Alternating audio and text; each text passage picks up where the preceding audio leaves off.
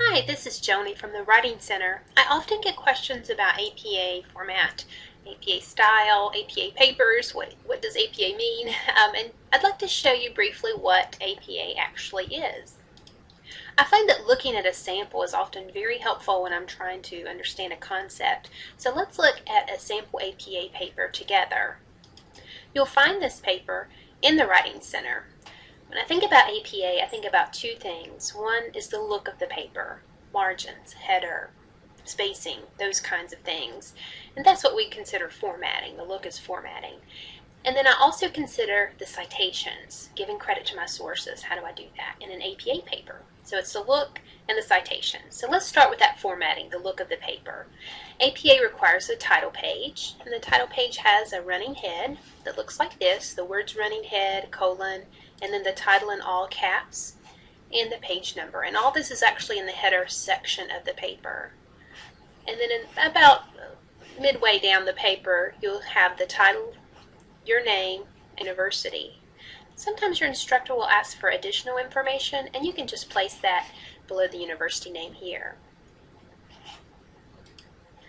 The actual paper also includes a header, but notice the words running head are no longer there, and the page number continues. Everything's double spaced, as you can see here, and paragraphs are indented about a ½ inch. Usually it's just one tab. If you use outside information, outside sources, you'll also have a references page, and this is what one of those pages looks like.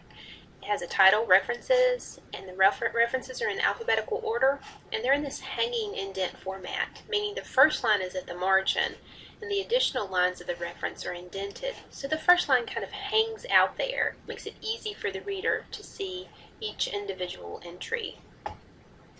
The second part of APA includes the citations. So when you use outside information, how do you show your reader that you've used outside information?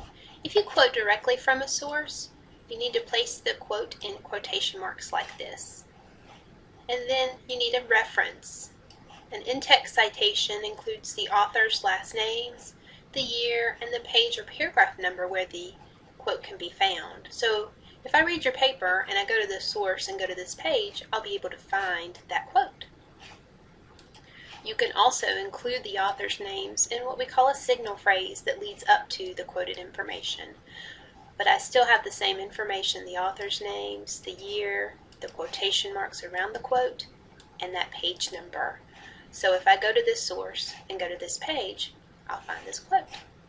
Sometimes instead of directly quoting from a source, you will want to paraphrase, use your own wording. You still have to give credit to the source though, because it's not your idea, it's not your original idea. Here's an example of a paraphrase. This idea came from Garden Force, and we put the date in as well, so the author's name and date. But this reworded this passage, so it's not Garden Force wording, but it is Garden Force idea. Each in-text citation will have a full citation at the end, so the reader can access the source. Those citations include the author's names, the year, the title of the source, and the publication information. Depending on the type of source you're using, this information may be different. I hope this video has unraveled some of the mysteries of APA for you. Thanks so much! Thank you for watching APA Demystified in 5 minutes.